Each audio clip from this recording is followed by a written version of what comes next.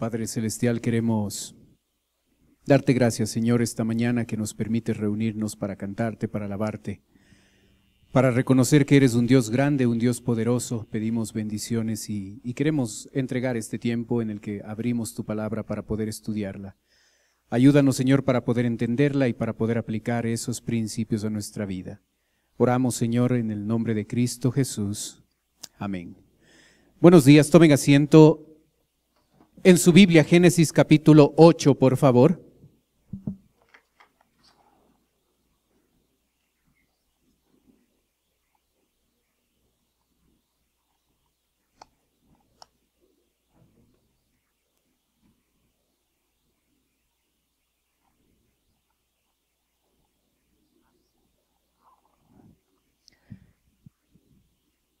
Génesis capítulo 8.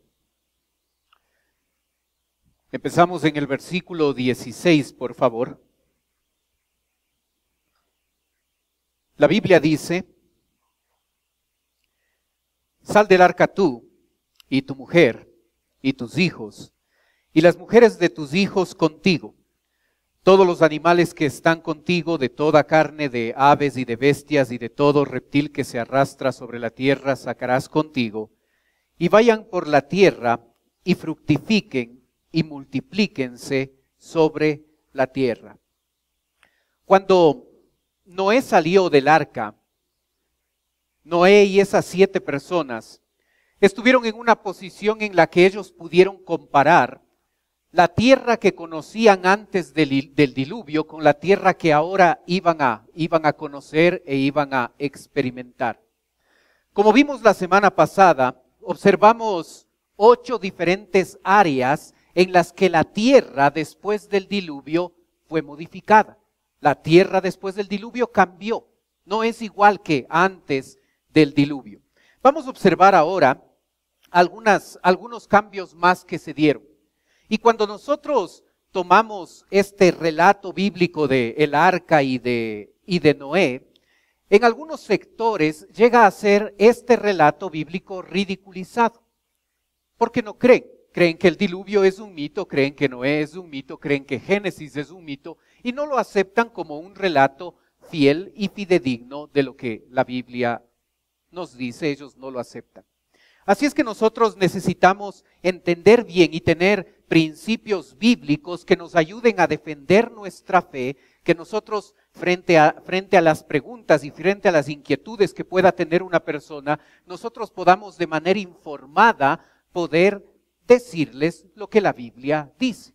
Así es que podemos utilizar argumentos bíblicos y también argumentos científicos que nos ayudarán a demostrar que la evidencia en torno a un hombre llamado Noé entrando en un arca y permaneciendo más de un año ahí y un diluvio universal, en verdad hay mucha evidencia bíblica y científica que demuestra esto. Así es que tome apuntes. Observe el primer cambio que podemos observar. Capítulo 9, versículo 3.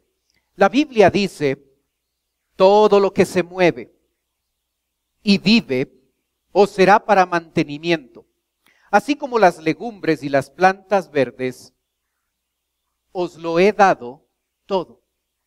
En este momento específico, después de que Noé sale del arca, la alimentación de todo el planeta va a cambiar. Como aprendimos en los primeros mensajes, los animales, incluidos los dinosaurios, incluido el hombre, tenían una alimentación vegetariana. En este momento, la cosa va a cambiar. Dios le ordena a Noé que sale del arca, le dice: todo lo que se mueve y vive os será para mantenimiento. Un cambio real después del diluvio es que la dieta que el hombre iba a tener ahora iba a ser diferente. Los cambios en el clima, la topografía, la maldición de la tierra cada vez afianzándose más, hacía necesario que el hombre, que el cuerpo del ser humano pueda tener mayor fortaleza a través de un cambio de la alimentación. Y la proteína que obtenemos a través de los animales se hizo necesaria, se hizo importante. el mundo no era igual. Ahora, el mundo no iba a ser todo lo beneficioso que antes del diluvio fue. Y ahora el hombre tenía que cambiar aún su alimentación para poder tener la fortaleza que se necesita para poder hacer esto. 5 jóvenes, en los que yo me incluyo, 5 personas de nuestra iglesia nos encanta reunirnos una vez al mes para comer carne. No verduras, no ensaladas, nada de eso. No les invitamos a esa reunión a nuestras esposas, porque nuestras esposas estarían diciéndonos, pero come verduras, pero esto es alimenticio, y mi esposa me pondría a dieta como ya me tiene estos 18 años de matrimonio. Así es que una vez al mes nos reunimos 5 jóvenes a comer solo carne, una parrilla, carne, y disfrutamos de eso. Antes del diluvio no era así. Era una dieta vegetariana, pero después del diluvio Dios cambia la dieta porque ahora el ser humano necesita el aporte que ciertos vegetales, que los vegetales no pueden dar, y necesita la fortaleza de la proteína que se encuentra en el mundo, en el animal. ¿Por qué? El diluvio era diferente. El diluvio había cambiado el mundo. En el versículo 11 usted puede ver otro cambio, el 10º cambio. El texto bíblico dice: estableceré mi pacto con vosotros y no exterminaré ya más toda la carne con aguas del diluvio, ni habrá más diluvio para destruir la tierra. El texto bíblico aquí, después de que ha ocurrido el diluvio, este texto se escribe después de que Noé baja ya del arca. Dios dice que el diluvio ha sido el que ha destruido la tierra. La Biblia no utiliza las palabras de manera exagerada con el objetivo de dar un énfasis especial. La Biblia no está diciendo que la tierra fue destruida simplemente para hacer esta historia mucho más interesante para nosotros. Cuando la Biblia utiliza la palabra destruido, en verdad está diciendo destruido. Así es que lo que el diluvio hizo con el planeta Tierra fue destruir la tierra. ¿Hay evidencias de esto? Nosotros tenemos una evidencia bíblica. Dios dice que destruyó la tierra. Y si esto es así como lo es, nosotros podemos ver aún hoy en día alrededor de nuestro planeta que hay sectores, que hay cosas a nivel mundial en el que nuestra tierra ha sido destruida. ¿Hay evidencias? Por supuesto que sí hay evidencias. Observe una evidencia. Esta es una foto del Gran Cañón en Estados Unidos. Cuando un científico evolucionista observa un cañón como estos, va a tener su opinión. Recuerde que los cañones, tanto los que vemos aquí en la tierra y los que vemos abajo, los cañones subterráneos, no son algo que fueron creados de esa forma. Porque un cañón, y aquí cito, es un accidente geográfico provocado por agua. Así es que esto no aparece. Esto, si un científico evolucionista ve esto se produce a lo largo de millones de años a través de un poco de agua. Esa es la opinión. Entonces, después de millones de años, el agua, el río Colorado en este caso, ha pasado tanto por aquí que ha hecho que la profundidad de este cañón vaya aumentando cada vez más. Eso dice un científico evolucionista. Un científico creacionista dice: mire lo que puede hacer mucha agua en un corto tiempo. El diluvio es la mejor explicación científica para la formación de los cañones. Y le digo por qué. La tierra que está aquí, en la lógica evolucionista, la tierra que está aquí debería ser diferente a la tierra que está acá. Porque si esto fue producido por millones de años, cuando el agua excavó esta parte de la tierra, esta tierra es es más dañina, está más dañada por el sol y por el clima que la tierra que recién se está drenando a través del río. ¿Sabe algo interesante? La tierra en el Gran Cañón a esta altura y a esta altura es similar. No se ve en el cañón una tierra diferente aquí que la que hay acá.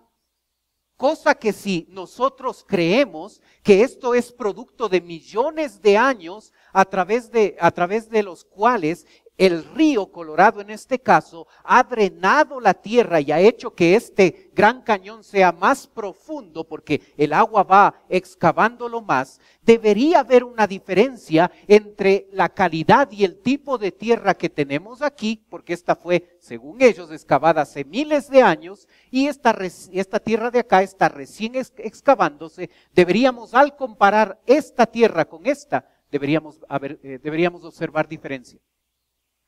Lo interesante es que no lo hay. Y los científicos evolucionistas no entienden por qué esto sucede en los cañones. Si esto fue producido rápidamente, si esto fue producido en un momento cuando el diluvio vino, obviamente la tierra de aquí y la tierra de acá van a ser bastante similares. Porque no es el resultado de millones de años, es el resultado de un momento en la historia donde el agua, el diluvio, llegó a crear, llegó a formar los cañones. La evidencia bíblica tiene una mejor explicación para los cañones que la evidencia de los científicos evolucionistas. Un detalle interesante en la siguiente gráfica es este. Esto es todo lo que uno puede ver del cañón. Lo que ve en azul es el río Colorado, el flujo del río. Empieza aquí y termina acá. Lo interesante es que la profundidad del cañón, en el inicio del cañón, es 900 metros. Más o menos por la mitad del cañón, la profundidad es 2.900 metros. Y al final del cañón, la profundidad de este es de 600 metros. Imagine, 2.900 metros, es todo un espectáculo. Si usted lo puede ver, va a darse cuenta que esto es enorme, no es un pequeño cañón y un pequeño riachuelo por ahí, es tremendo, es gigantesco. Lo interesante de esto, y lo que no pueden explicar los científicos evolucionistas, es como el flujo del agua del río Colorado pudo llegar a darse a través de todo esto para que exista una disparidad tremenda entre la excavación que el río Colorado ha hecho en la parte inicial del cañón. Lo ha excavado solo 900 metros, en la mitad lo ha excavado 2.900 metros y al final solo tiene 600 metros. ¿Cómo? ¿Cómo el agua, que obviamente desciende hacia abajo, siempre pasa eso, cómo pudo hacer diferente excavación en el cañón? No es uniforme. Y no tienen explicación para ese dato. Si es un diluvio, si es cayendo agua muchísima, eso tiene lógica. No es problema que haya una excavación diferente en 3 puntos del cañón, porque cayó agua de todo lado, porque no se drenó toda esa tierra a través de un río, a través del río Colorado, pasó todo eso, este cañón y los muchos que hay, a través de agua que venía de todo lado, desde arriba, desde abajo, y esa explicación es un argumento científico mucho más lógico. Es un argumento bíblico y científico que explica mejor la diferencia de profundidad en este cañón del Colorado. Capítulo 9, versículo 11 de Génesis. Lo leímos. Ni habrá más diluvio para destruir la tierra. Para destruir. Si el diluvio destruyó la tierra, no solo debemos ver evidencia en los cañones, y los cañones son una evidencia de destrucción de tierra, porque los cañones no aparecen así. Son el resultado, y como dije, son un accidente geográfico producido por agua, y en el cañón llega a existir, y aquí lo cito, 2,000 kilómetros cúbicos de tierra que falta en el cañón. Todo ese hueco, 2,000 kilómetros cúbicos de tierra que hace falta en el cañón. ¿Cómo se sacó tanta tierra?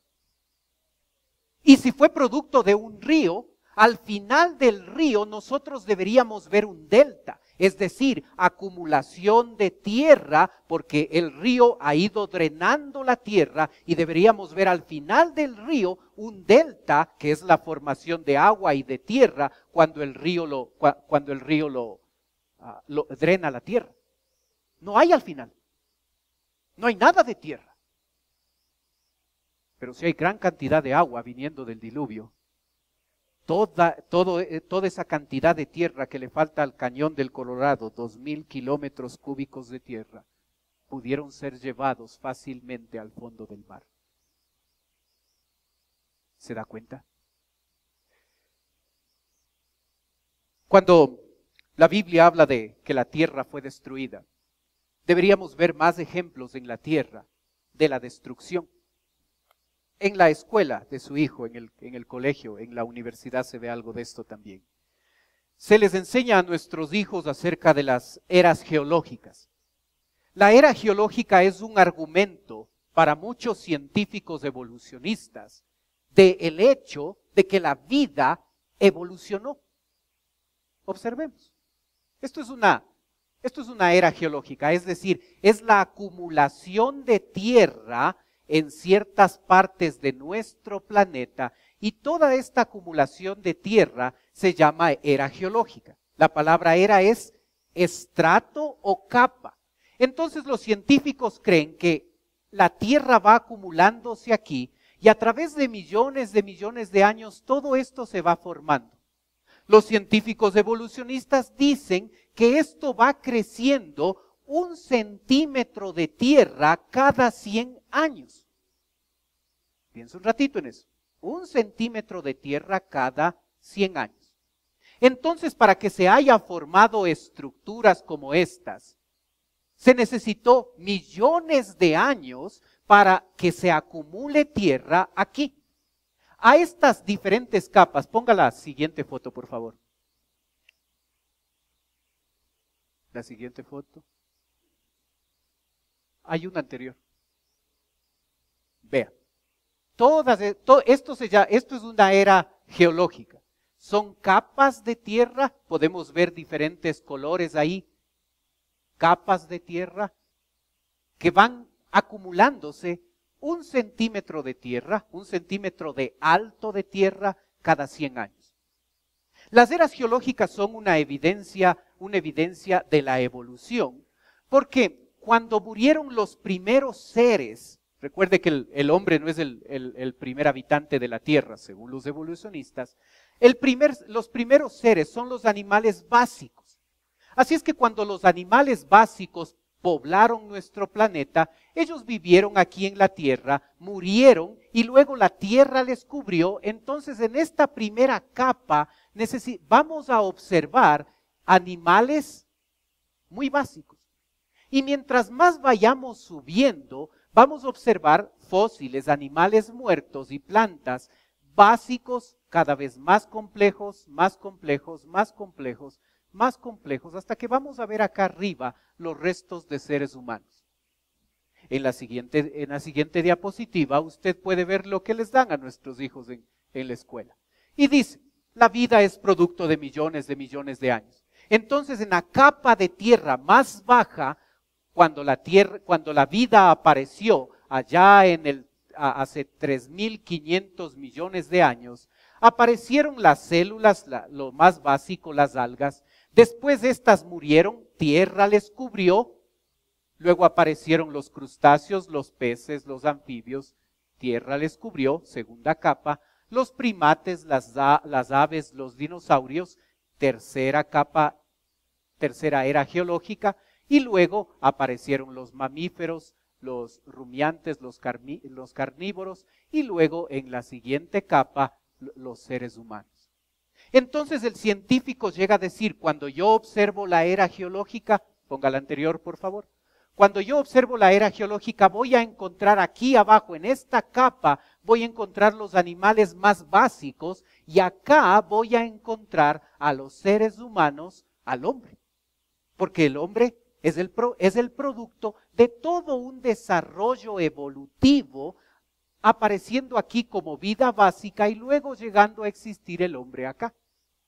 En la siguiente diapositiva, es ridículo que si el dinosaurio existió 245 millones de años en la era, en el período jurásico, la separación entre los dinosaurios y el ser humano son miles de millones de años entre el ser humano y el dinosaurio. Los dinosaurios no vivieron con el hombre, por favor, si eso lo sabemos. Eso dice el científico evolucionista. Es ridículo que en la parte de abajo de la era geológica yo pueda encontrar restos de personas. Es ridículo que en la parte de arriba de las eras geológicas pueda encontrar animales acuáticos. ¿Por qué les separa? Porque cada capa geológica está separada por millones de años. Muy lógico, ¿no es cierto? El hombre es producto de la evolución. Así es que en el planeta Tierra primero aparecieron la vida básica y esta fue evolucionando hasta que llegamos al ser humano. Muy lógico. ¿Sabe una cosa? Ponga la siguiente diapositiva, por favor. Esto es lo que rompe este concepto totalmente equivocado.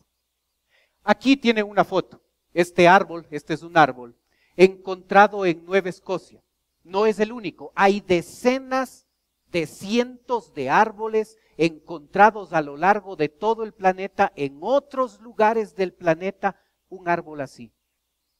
A estos árboles, se les ha puesto el nombre de árboles poliestratos. Poli, muchos, estratos, poliestratos, muchos estratos. Uno de los problemas que los científicos evolucionistas tienen es cómo explican esto. Porque si este árbol, si aquí tenemos la primera capa, y esta es la segunda, y esta es la tercera, y esta es la cuarta, recuerde que cada centímetro es 100 años. Así es que estas capas geológicas es la evidencia de millones de años. Si esta parte del árbol está en la primera era geológica y después pasó millones de años para estar en la segunda y millones de años para estar en la tercera y millones de años para estar en la cuarta, ¿por qué después de tantos años esta parte del árbol no se ha desintegrado? ¿Por qué sobrevive? ¿Por qué esta parte del árbol está intacta, tan intacta como la parte de acá, aun cuando la separación, según ellos, de esta parte de la era geológica a esta parte de la era geológica, están separados por millones de años? ¿Por qué la parte de este árbol es intacto aquí y es intacto acá? Como si hubiera sido enterrado en un solo momento y la tierra le hubiera cubierto totalmente en un solo momento de la historia. No a lo largo de millones de años, donde esperamos que la tierra se acumule 1 centímetro de tierra a lo largo de los años, sino en un momento cuando Dios destruye la tierra, cae el diluvio y un montón de agua y un montón de tierra está moviéndose y está destruyéndose, y el árbol y los cientos de árboles que hay de este tipo quedan cubiertos totalmente en un momento.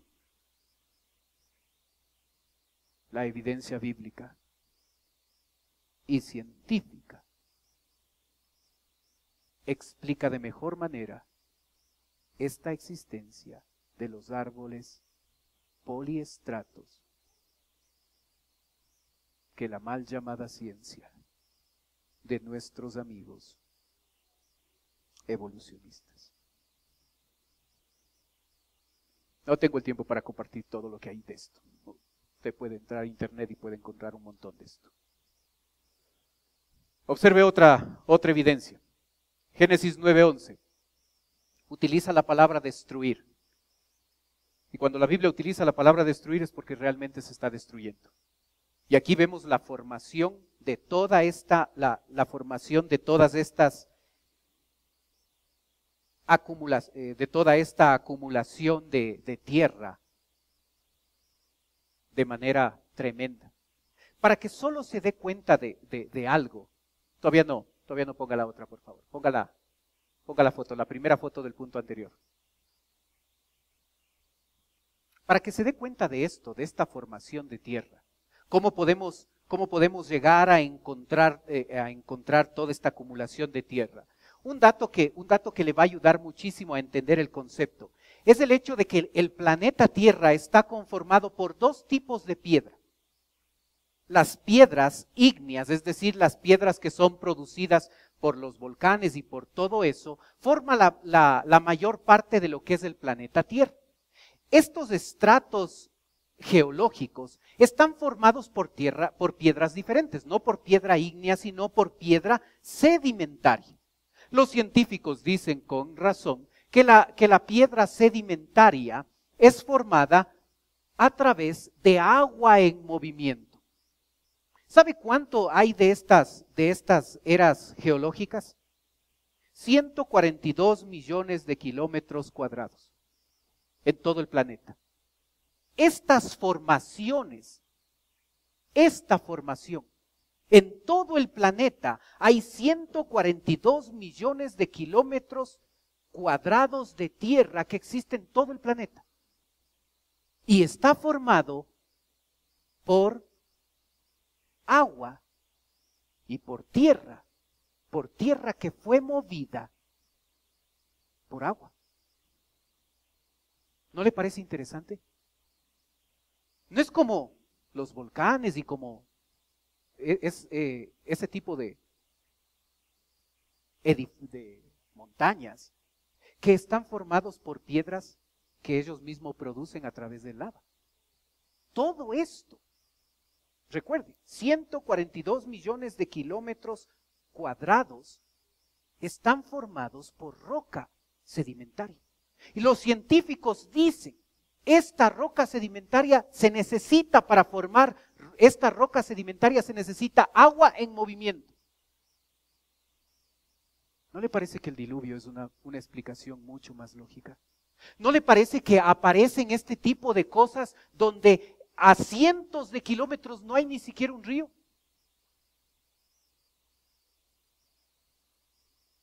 El Cañón del Colorado, por ahí pasa un río. El río Colorado pasa por el cañón. El agua tiene un efecto. Pero ¿qué hago con esto donde a cientos de kilómetros no hay agua? Y los científicos dicen que esto fue formado por rocas sedimentarias, es decir, se necesita agua en movimiento para que se forme este tipo de piedra. ¿No le parece? Ponga la siguiente, por favor. La siguiente.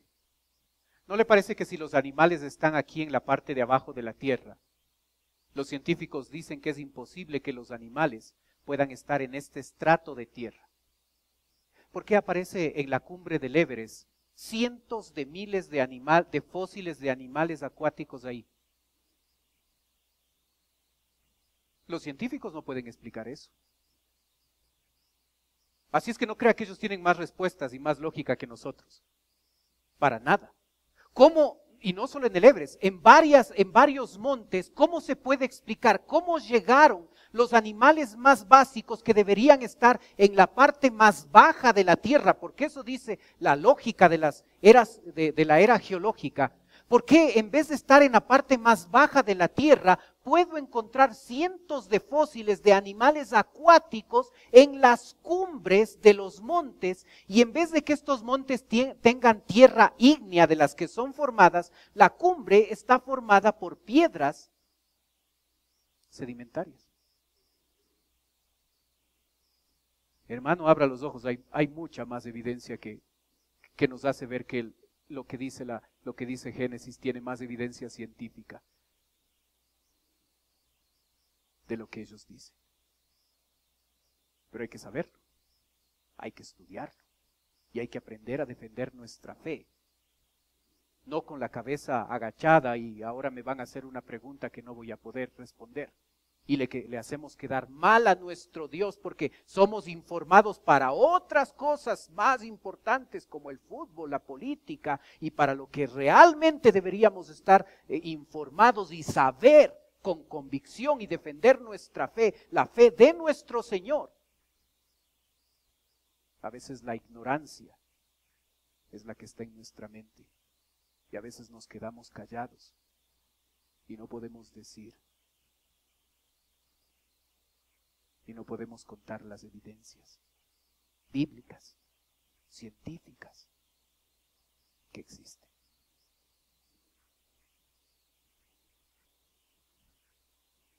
Cuando en Génesis 9:11 la Biblia dice que la tierra se destruyó, aquí tenemos un montón de evidencia. Entre el 45 y el 75% de la tierra superficial, la de arriba, está hecha por rocas sedimentarias. Esto es una evidencia del diluvio. Aún los científicos lo dicen. Se necesita agua en movimiento, gran cantidad de agua en movimiento para formar roca sedimentaria. A lo largo de todo el planeta se encuentra esta roca sedimentaria. Porque a lo largo de todo el planeta, un día el diluvio cayó y llegó a formar esa roca. Y tenemos evidencia de la existencia. Cuando leo capítulo 7, versículo 11 de Génesis, el texto bíblico dice: el año 600 de la vida de Noé, en el mes segundo, a los 17 días del mes, aquel día fueron rotas todas las fuentes del gran abismo, y las cataratas de los cielos fueron abiertas, y hubo lluvia sobre la tierra 40 días y 40 noches. ¿Cuáles fueron los instrumentos que Dios utilizó para destruir la tierra? Aquí en este versículo dice que las cataratas de los cielos, el agua lluvia y ese anillo protector que cubría la tierra fueron abiertos y cientos de miles de litros de agua cayeron desde el cielo 40 días, 40 noches para destruir el planeta. Pero ¿sabe? El planeta no solo fue destruido por el agua que cayó. El capítulo 8 de Génesis, versículo 2, dice: y se cerraron las fuentes del abismo. Abajo de la tierra. Las placas tectónicas, como ahora se conoce, las porciones de tierra que se mueven y producen terremotos.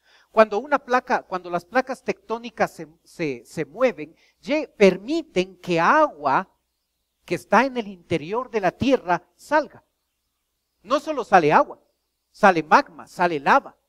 Y por ese motivo el agua que sale y el magma que sale y el movimiento de la tierra llega a producir los terremotos. Cuando esto sucede dentro del agua, se produce un terremoto que llega a movilizar gran cantidad de agua, y esa cantidad de agua movilizada nosotros la vemos en las costas y le damos el nombre de tsunamis. La destrucción de la tierra vino por toda esa cantidad de agua que cayó desde el cielo.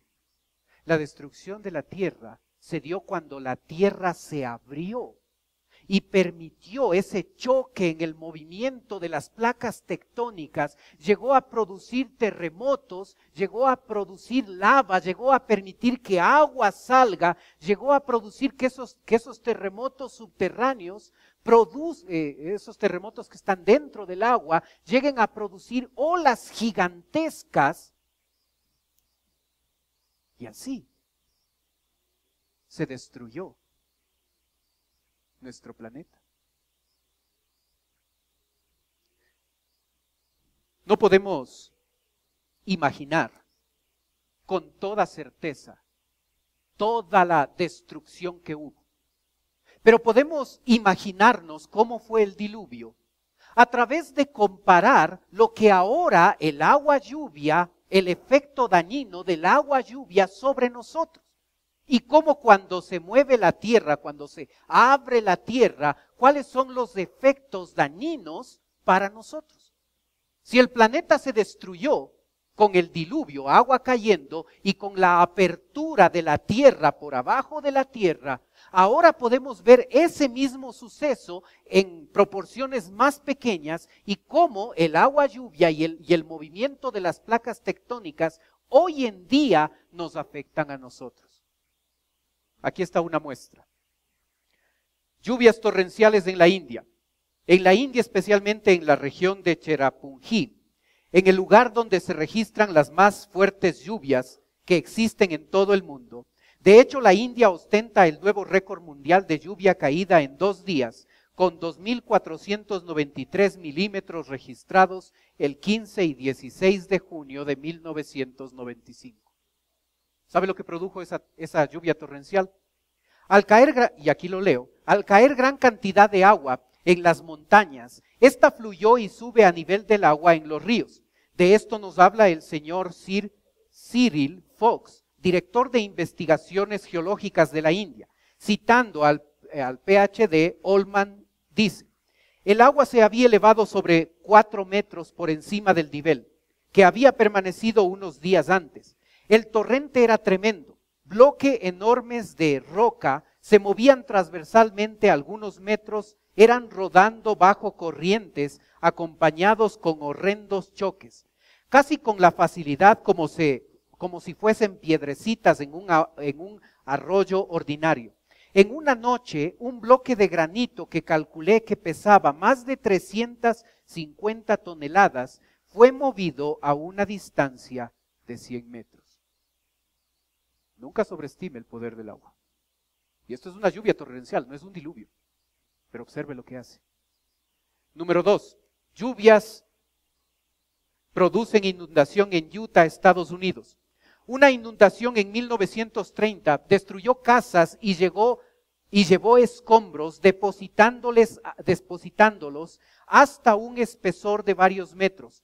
Movilizó bloques de 75, 100, 150 y 210 toneladas.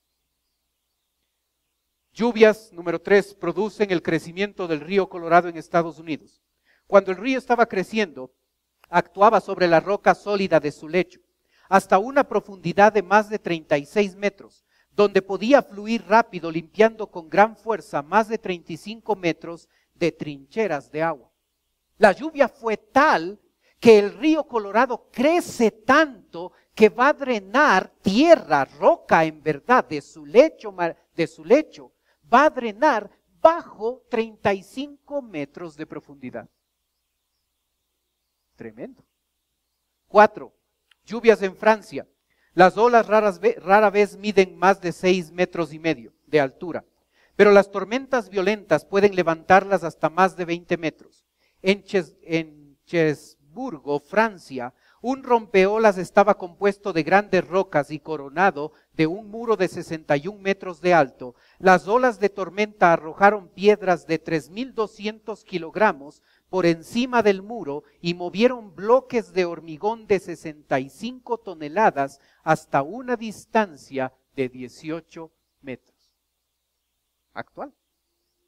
¿Sí? Construyen rompeolas para proteger la vida de las personas y que las olas, como producto de torrenciales lluvias, puedan chocar contra el rompeolas y no dañar las casas y la vida de las personas. Y una lluvia torrencial en Francia moviliza piedras de 65 toneladas a una distancia de 18 metros. Imagina el poder del agua. Un último ejemplo. Lluvias en Escocia.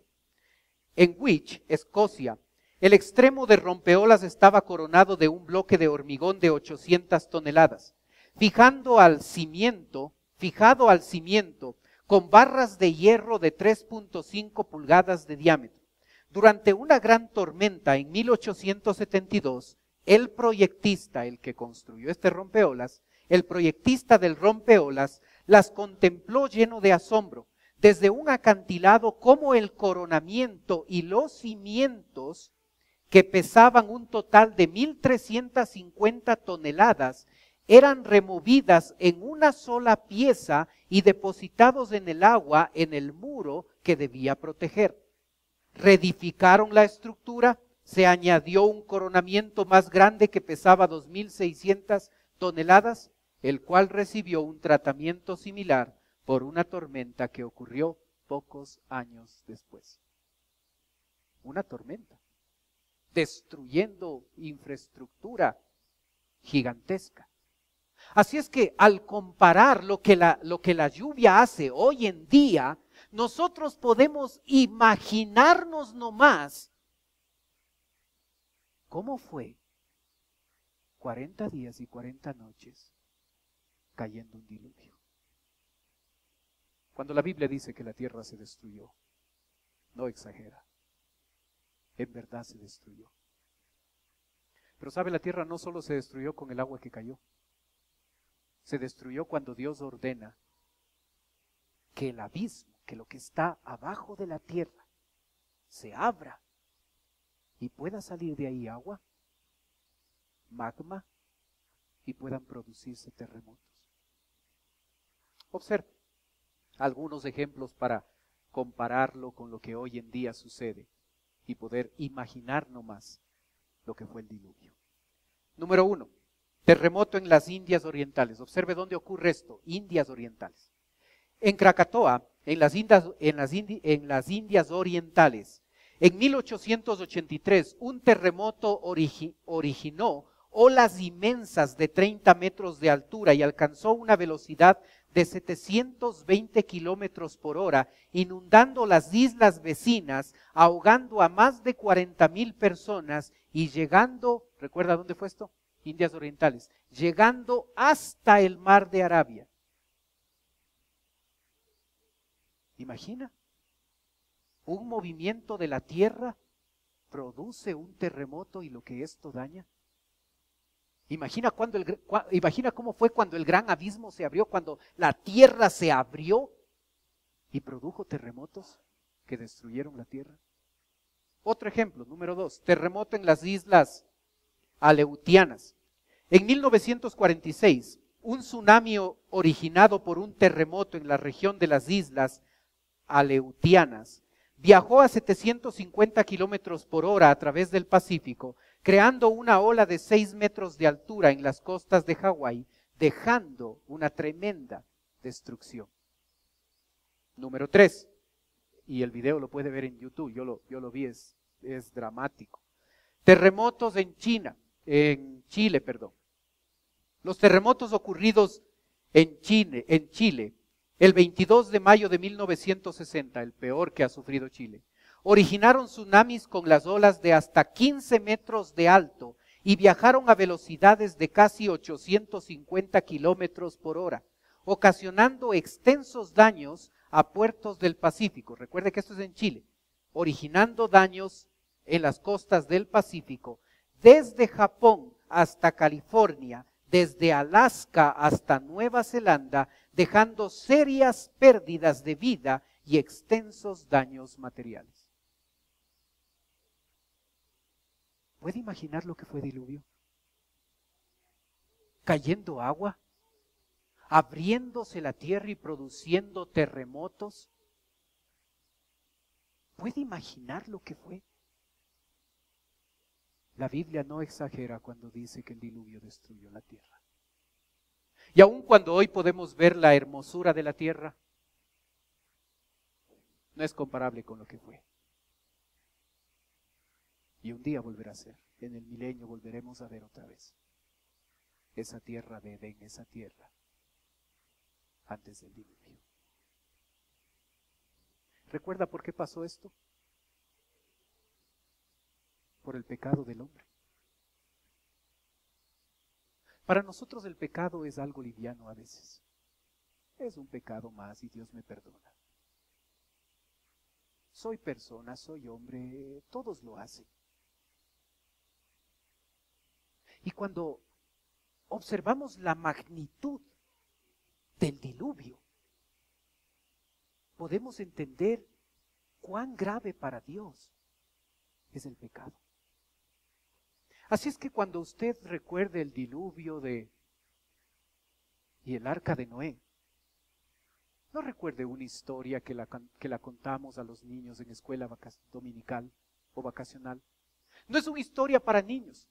Es un monumento, es un recordatorio para usted y para mí, los creyentes modernos, de que nuestro Dios que nos ama no pasa por alto el pecado, porque es tan santo que no va a pasar por alto el pecado que cometemos, aun cuando tengamos la habilidad de ocultarlo, de engañar a otros con nuestra manera pecaminosa de vivir. Dios no pasa por alto el pecado, y el diluvio es una evidencia de que ese Dios santo juzga lo que nosotros hacemos. Así es que el diluvio no es una historia antigua, no es una historia para niños, es un mensaje actual que debería mover nuestra conciencia y debería llevarnos a pensar en que ese Dios santo no va a pasar por alto el pecado que usted y yo cometemos. Cuando Noé salió del arca junto a 7 personas más, estas 8 personas fueron responsables de repoblar el planeta otra vez. Así es que estos 8 y toda su descendencia, con el paso del tiempo repobló el planeta. Para estos 8 es evidente que esta experiencia del diluvio les marcó tremendamente. Si para nosotros cosas más pequeñas marcan nuestra vida, ¿cómo para 8 personas no van a marcar toda su vida después de una experiencia tan tremenda como el diluvio? ¿Y sabe una cosa? Esta historia conocida por estos 8 y después por sus hijos y por su familia, es interesante. Ponga la gráfica, por favor, estamos en el último punto, la otra. Es interesante que la historia acerca del diluvio, y aquí lo cito, las civilizaciones antiguas, los arqueólogos, han encontrado escritos donde se cuenta en todo esto, en América del Norte, América del Sur, Europa, África, Oceanía, donde los arqueólogos llegan a encontrar escritos que hablan acerca del diluvio universal. Aquí fue el diluvio. Y la historia aparece acá, aparece acá, aparece acá. Acá es evidente, están cerca, acá, acá. Y la historia, los arqueólogos llegan a encontrar más de 250 leyendas que hablan acerca de este diluvio universal. Por supuesto, las leyendas no dan la historia exacta, ni los nombres exactos y todo eso, por eso son leyendas. Pero lo que quiero que se dé cuenta, y esto es lo importante, es que el mensaje acerca de un diluvio universal sale del lugar donde ocurrió y comienza a aparecer en todo el globo terráqueo. ¿Quién los llevó allá?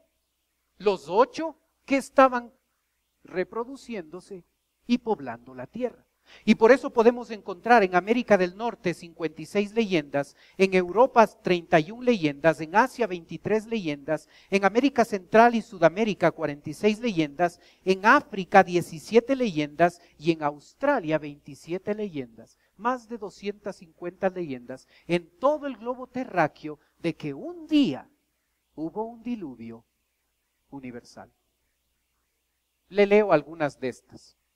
No seguimos leyendas, pero la evidencia de que todo esto esté a lo largo de todo el planeta es sumamente interesante. Observe algunas. Hawái, y voy a citar exactamente lo que dice para que usted lo lea, lo escuche. Hawái. Después de la época del primer hombre, la tierra se tornó malvada y se descuidaba en la adoración a sus dioses. Un hombre era justo, llamado Un. Un hizo como una gran canoa, con una casa sobre ella, y la llenó con comida, y se llevó plantas y animales con él. Otra, una leyenda griega de Siria. Deucalión entró en un gran cofre con su esposa e hijos, y se llenaron de caballos, leones, serpientes y toda clase de animales de la tierra, los hizo entrar. Una leyenda del poeta latino Ovidio. Los ríos irrumpieron en las llanuras y se llevaron las tumbas, los rebaños, las casas y los templos. Como troncos flotaban los cadáveres, igual que los peces en el mar. Ahora el mar y la tierra no estaban separados. Todo era un océano. Leyenda en China. Un hombre llamado Fuji, 7 personas y la historia del diluvio. Una leyenda en Cuba. Un anciano hizo un barco grande y entró con él su familia y una gran cantidad de animales. Una leyenda en México. Antes de comenzar el diluvio, Dios avisó al hombre llamado Nota y a su esposa llamada Nina, diciéndoles: ahueque un gran ciprés. Y entró en él en el mes de Nososí. Las aguas se acercaron al cielo y entraron en él, y Dios cerró la puerta. Una leyenda en Toltel. Ocurrió el diluvio en 1716 de la creación del primer hombre. ¿Cómo en todo el planeta se cuenta la historia? No exacta, con errores, nosotros tenemos la exacta. Pero es importante destacar que alrededor de todo el globo terráqueo, más de 250 veces historias acerca de un diluvio universal. Recuerde por qué pasó esto. Por nuestro pecado. Así es que aprendamos a no tomar nuestro pecado de manera liviana, porque nuestro Dios amoroso también es santo. Y como un Dios santo, no va a permitir, no va a pasar por alto el pecado de nosotros. El diluvio no es una historia para los niños de la escuela dominical. Es una historia que cada vez que la leemos y la recordamos, deberíamos aprender que Dios no pasa por alto nuestro pecado y Dios castiga porque es un Dios santo. Oremos.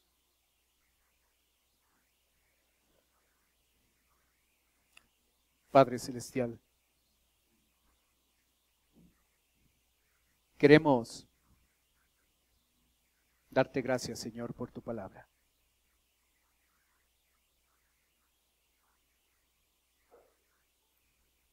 Y Padre,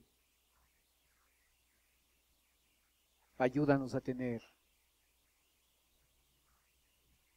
una opinión mucho más alta de tu palabra.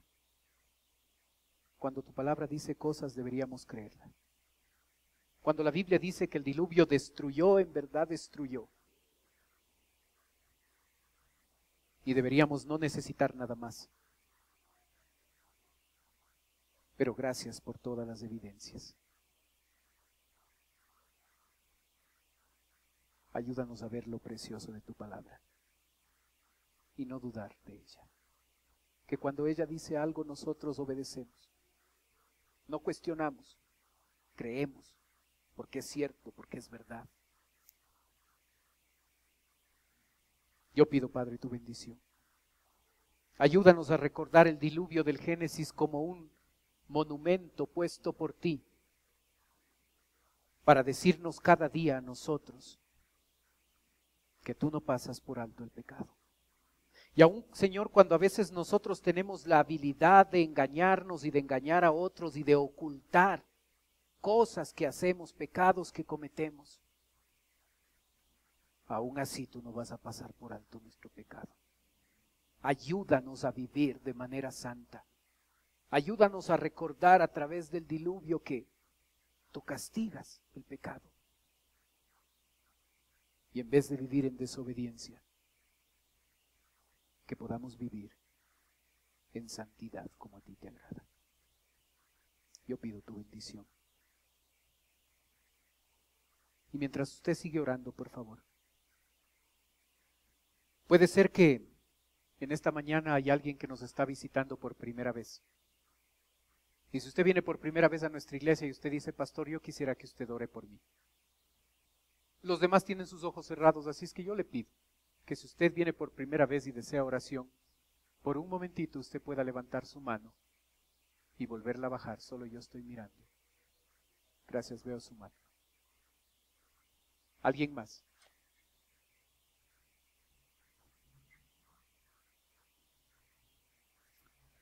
Gracias, veo sus manos atrás también. Bájelas nomás.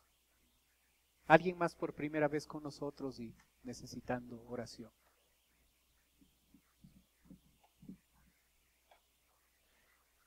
Saben, un ratito yo voy a orar como le dije, pero quisiera a usted que nos visita por primera vez ofrecerle algo más. No se sienta obligado, es totalmente voluntario, pero si usted desea, usted puede tomar sus cosas en este momento y puede pasar a la parte de abajo donde estoy yo. Si usted lo hace, otra persona de la iglesia va a pasar, se va a acercar a usted y le va a llevar a otro lugar, y en un lugar privado de nuestra iglesia, esa persona va a conversar con usted un momento. Los demás están teniendo sus ojos cerrados para que a usted no le dé recelo, no le dé vergüenza de pasar. Pero si desea pasar, con toda confianza venga. Gracias por ser el primero.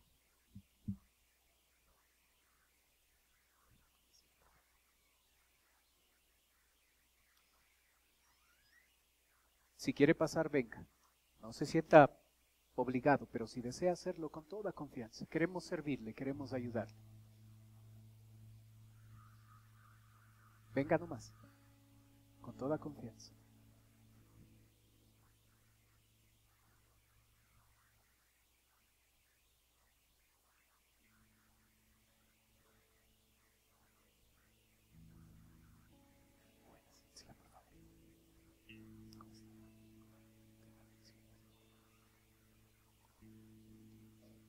Padre Celestial, te ruego por las personas que acaban de pasar.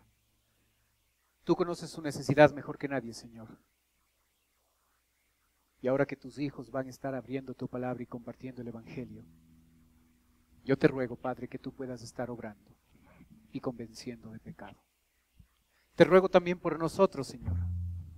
Ayúdanos a ser prevenidos. Tú no enviaste un diluvio simplemente para que sea una historia para contar. Tú enviaste un diluvio porque tu santidad fue ofendida por nuestro pecado. Y yo te ruego, Padre, que nosotros, que a veces con tanta facilidad caemos en el pecado y con tanta facilidad queremos engañar a otros y engañarnos a nosotros mismos, que nosotros podamos arrepentirnos ante ti y aprender a vivir de una manera santa, como a ti te agrada. A valorar tu palabra. Si ella dice, así es. Yo pido tu bendición. Oro en el nombre de Cristo Jesús. Amén. Puestos de pie, cantemos, por favor.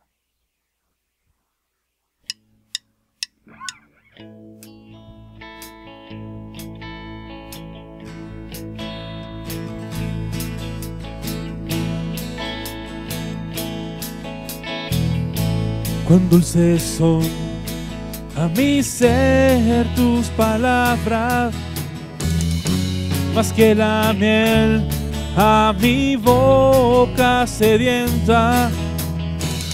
De tus mandamientos he adquirido riquezas, al seguir tu ley, siendo tu presencia. Pues lumbrera es a mis pies tu palabra, mi guía y mi sostén en mi camino. Pues lumbrera es a mis pies tu palabra, mi guía y mi sostén, mi camino. Tu siervo soy, Yo sigo tus preceptos. Y avívame, dame entendimiento. Enséñame a guardar tu palabra. Así siempre tú mi delicia serás. Pues lumbrera es a mis pies tu palabra, mi vía y mi sostén, mi camino. Pues lumbrera es a mis pies tu palabra, mi guía y mi sostén, mi camino.